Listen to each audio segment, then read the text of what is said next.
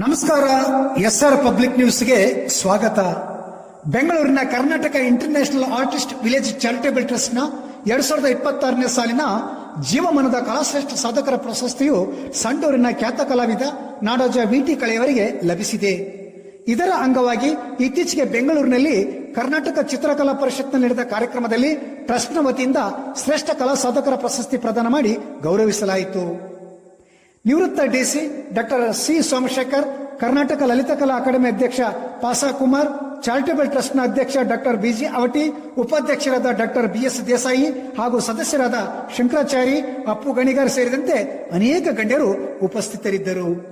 1934ರಲ್ಲಿ ಬಾಗಲಕೋಟೆ ಜಿಲ್ಲೆಯ ಹುನಗುಂದದಲ್ಲಿ ಜನಿಸಿದಂತ VT ಕಳೆಯವರು ಹುನಗುಂದ ಹಾಗೂ ಗದಗಿನಲ್ಲಿ ಪ್ರಾಥಮಿಕ ಹಾಗೂ ಪ್ರೌಢ ಶಿಕ್ಷಣ ಪಡೆದರು. ಗದಗಿನ ವಿಜಯ ಕಲಾಮಂದಿರದಲ್ಲಿ TP ಅಕ್ಕಿಯವರ ಮಾರ್ಗದರ್ಶನದಲ್ಲಿ ಉಚ್ಚ ಕಲಾ ಶಿಕ್ಷಣಾರ್ಜನೆ ಮಾಡಿ 1957ರಲ್ಲಿ ಮುಂಬಯಿಯ ಸರ್ JJ ಕಲಾಶಾಲೆಯಲ್ಲಿ ಡಿಪ್ಲೊಮಾ ಪರೀಕ್ಷೆಯಲ್ಲಿ ಉತ್ತೀರ್ಣರಾದರು. ನಂತರ ವಿವಿಧ ಕಡೆ ಚಿತ್ರಕಲಾ ಶಿಕ್ಷಕರಾಗಿ ಸೇವೆ ಸಲ್ಲಿಸಿದ್ದಾರೆ. ಅಷ್ಟೇ ಅಲ್ಲದೆ ರಾಜ್ಯ ಸರ್ಕಾರದ ಪಠ್ಯಪುಸ್ತಕಗಳ ಕಲಾವಿದ ಸದಸ್ಯರಾಗಿ ಹಾಗೂ ಸಂಪನ್ಮೂಲ ವ್ಯಕ್ತಿಯಾಗಿ ಕರ್ನಾಟಕ ಲಲಿತ ಕಲಾ ಅಕಾಡೆಮಿ ಅಧ್ಯಕ್ಷರಾಗಿ ಸೇವೆ ಸಲ್ಲಿಸಿದ್ದಾರೆ.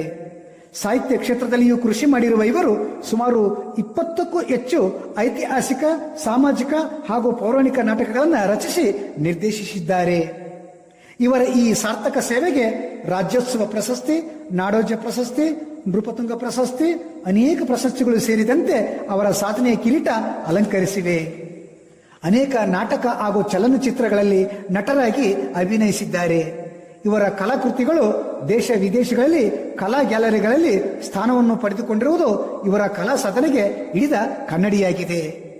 ವರದಿ BH Sharanappa, SR public news, Ballari.